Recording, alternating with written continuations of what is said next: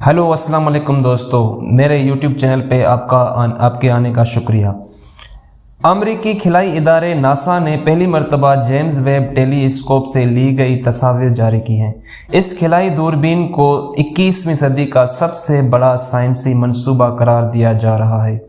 James Webb से हासिल होने वाली तस्वीर कायनात का अब तक का सबसे गहरा और तफसीली इंफ्रारेड नज़ारा पेश करती हैं। इस तस्वीर के बारे में कहा जा रहा है कि जेम्स वेब टेलीस्कोप ने माजी में देखते हुए ये तस्वीर ली है, लेकिन एक सवाल पैदा होता है कि माजी में कैसे देखा जा सकता है। तो इस सवाल का जवाब यही है दोस्तों कि हम लोग देखते तब हैं जब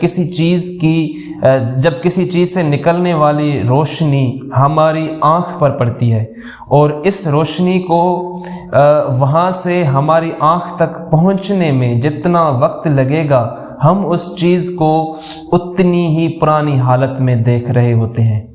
मिसाल के तौर पे सूरज की रोशनी को हम तक पहुंचने में 8 मिनट लगते हैं, तो हम सूरज को वैसा देख रहे हैं जैसा वो 8 मिनट पहले था। इसी तरह से इस तस्वीर में मौजूद कहकशाओं से निकलने वाली रोशनी को हम तक पहुंचने में 13 अरब साल लगे हैं। तो हम जब इस तस्वीर को देखते हैं तो हम इन कहकशाओं को उस हालत में देख रहे हैं जो 13 अरब साल पहले थी। इसलिए ये कहा जा रहा है कि जेम्स वेब टेलीस्कोप ने ये तस्वीर माजी में देखते हुए ली है। अब एक दूसरा सवाल है कि जेम्स वेब टेलीस्कोप से ली गई ये तस्वीर आसमान के कितने बड़े हिस्से को दिखा रही है। तो इसके जवाब में दोस्तों मैं यही कहूँगा कि अगर आप रेत के एक ज़र्रे को अपनी 2 उंगलियों के दरमियान पकड़ें और अपने बाजू को सीधा करके उसको आसमान की तरफ रखें, तो रेत के ज़र्रे के पीछे मौजूद आसमान इस तस्वीर में नज़र आ रहा है। इससे अंदाज़ा लगाएं कि ये कायनात कितनी खरबों की तादाद में कहकशाओं से भरी हुई है। तो अगर खरबों की तादाद में कहकशाएं हैं, तो क्या किसी और कहकशां के एक सैयारे पर ज़िंदगी मौजूद हो सकती है? जी हाँ, जेम्स वेब स्पेस टेलीस्कोप का एक मकसद ये भी है कि वो दूर दराज सैयारों का जायज़ा ले और देखे कि क्या वो इंसानों की रहाइश के काबिल हैं या नहीं, यानी कि क्या वहाँ के हालात इतने साजगार हैं कि वहाँ एक नॉर्मल इंसान अपनी ज़िंदगी बसर कर सकेगा या नहीं।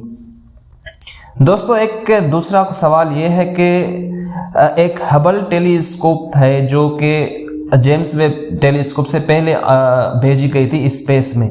तो एक सवाल पैदा होता है कि जब पहले से ही हबल टेलीस्कोप मौजूद थी, तो जेम्स वेब टेलीस्कोप के ऊपर 10 अरब डॉलर खर्च करके उसको दोबारा क्यों बनाया गया और आसमान में और खिला में भेजा गया। तो इसका जो जवाब है दोस्तों, इसकी जवाब ये है कि इसकी वजह यह है कि जब कोई सितारा या गैलेक्सी अरबों साल पुराना हो जाए, तो उसकी जो हम तक पहुंचने वाली रोशनी होती है वो इंफ्रारेड में तब्दील हो जाती है। जी हाँ, वही इंफ्रारेड जिसके ज़रिए आप लोग अपने मोबाइल फ़ोन से डेटा ट्रांसफ़र करते थे।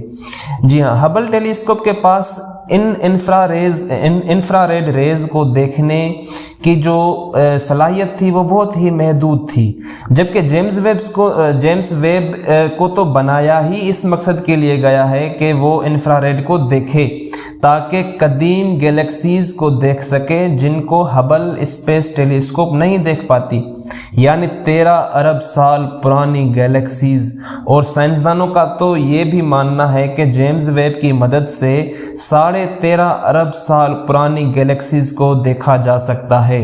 इसका मतलब ये हुआ कि जो गैलेक्सीज़ कायनात की इब्तिदा से कुछ अरसा बाद, मतलब कुछ करोड़ साल बाद बनी थी, जब वो बिग बैंग हुआ था, उसके बाद जो अर्ली गैलेक्सीज थी उनको देख सकेंगे।